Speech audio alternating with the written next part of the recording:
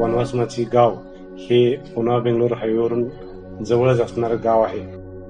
या गावची लोकसंख्या 2343 आहे.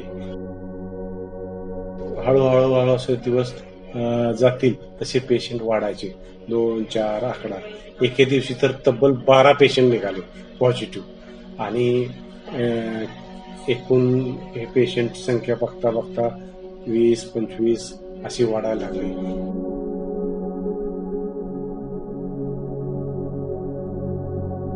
तुम्ही इथे पूर्ण आमच्या कंटेनमेंट झोन होता. इथे सगळे आमचे पेशंट आलेले पॉझिटिव्ह. पहिला पेशंट पण इथलाच आलेला आमचा पहिला. त्यानंतर इथून आमची सुरुवात झाली पेशंटची सगळ्या. आता हे पूर्ण आता आमचे 39 पेशंट सगळे सापडले. अगदी लहान 2 महिन्याच्या मुलीपासून ते म्हाताऱ्या माणसापर्यंत, म्हणजे 92चे बाबा होते.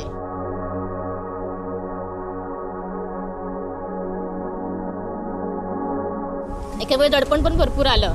तर काम कसं करायचं, एवढे पेशंट आलेत. एका दिवशी तर रात्री 12 वाजता पेशंट आले, एकदम 11 पेशंट आले. तर म्हटलं एवढं कसं काय, एकदम कसे 11 आले, एवढं टेन्शन आलं. रात्री आमचे सर सगळे, आमची टीम 11 वाजता येऊन 12 वाजून 2ला पेशंटला हलवलं.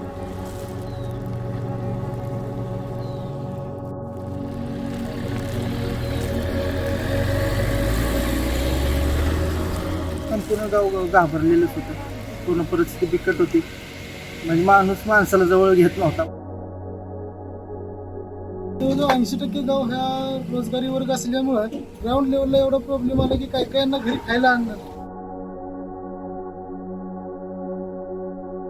या लोकांना ह्या कोरोना म्हणजे काय असतो नेमकं हे काही माहीत नव्हतं. परंतु अचानक एक दिवस जो हा कोरोना आपल्या गावात आला हे लोकांना समजलं. लोक भयभीत झाली. जो पेशंट सापडला त्याची साधारण हिस्ट्री घेतली, माहिती घेतली की हा पेशंट कसा पॉझिटिव्ह झाला, याला इन्फेक्शन कुठून आलं. तर हा जो रुग्ण आहे तो एक इमारतीचं प्लंबिंगचं काम करायचा. आणि तो काम करत असल्यामुळे त्याचा संपर्क एका गावातील एका दुसऱ्या प्लंबरशी आला. तिथं जेवण खाण असं सगळं त्यांचं चाललेलं असायचं एकत्र. आणि जी घरं आहेत ते अशी घरं एकाला एक चिकटून होती. त्यामुळं त्या लोकांचं बसणं उठणं सगळ्या गोष्टी एकत्र, शेअरिंग सगळं एकत्र होत होतं.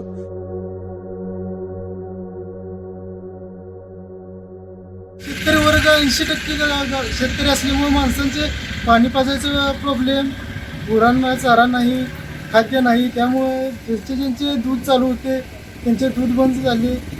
गावात जवळजवळ पूर्ण गाव लॉक झाल्यामुळे गावाचा आर्थिक समतोल पूर्ण ढासळला.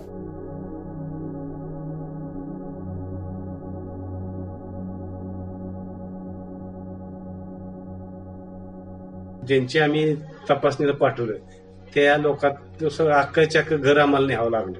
आणि त्या झालं काय तर त्यांची जनावर आहेत, त्यांना बघायला देखरेख करायला कुणीच मागं नव्हतं.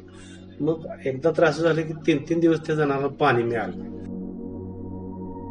गावातील किंवा त्याची शेजारपाजारी देखील काय झालंय, गुरांना चारा वगैरे टाकण्यास म्हणजे जात नव्हते. आपलं आम्ही काय करायचो, जाऊन आपलं चारा किंवा पाणी दाखवणं हे आपलं धारा काढणे केलेलं आहे. काय लोकांच्या मनामध्ये भीती तयार होती, म्हणजे भीती जास्त होती. त्यामुळे लोक तिथं अजिबातच कोण जात नव्हते. आणि परत तिथून काय झालं, जिथे आपले कंटेनमेंट झोन आहे ना, तिथून आपण कोणालाही घराबाहेर सुद्धा पडून दिलं नाही. ड्रोनद्वारे आपण ड्रोनची मदत घेतली. ड्रोनद्वारे सुद्धा आपण पेट्रोलिंग केलेलं आहे. कोणाला रानात सुद्धा आपण जाऊन दिलं नाही, कोणाला एकाच्या शेजारी घरून जाऊन दिलं नाही.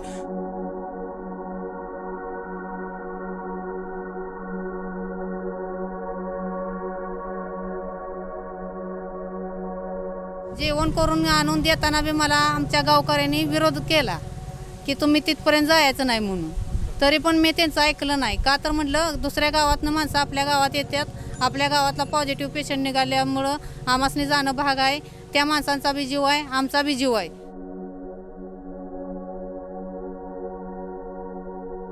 माझं छोटं बाळ आहे 11 महिन्याचं. त्यासाठी आम्ही खूप टेन्शन आमच्या घरातले आलेले, नको म्हटलं होते करायला. तरी पण नाही म्हटलं, हे आपण घेतले, म्हटलं आपण करायचंच. हे आपला शेवटी एक आरोग्याचं आपलं कामच आहे. आणि 39 पेशंट आम्ही केवळ 35 दिवसात बरे करून ते घरी परतले. आणि वनवासमाची कोरोना मुक्त झाली. वनवासमाचीचा जो वनवास होता 35 दिवस अतिशय हालापष्टेत काढलं होतं की आणि ते यश आलं. हे एक सामूहिक यश होतं.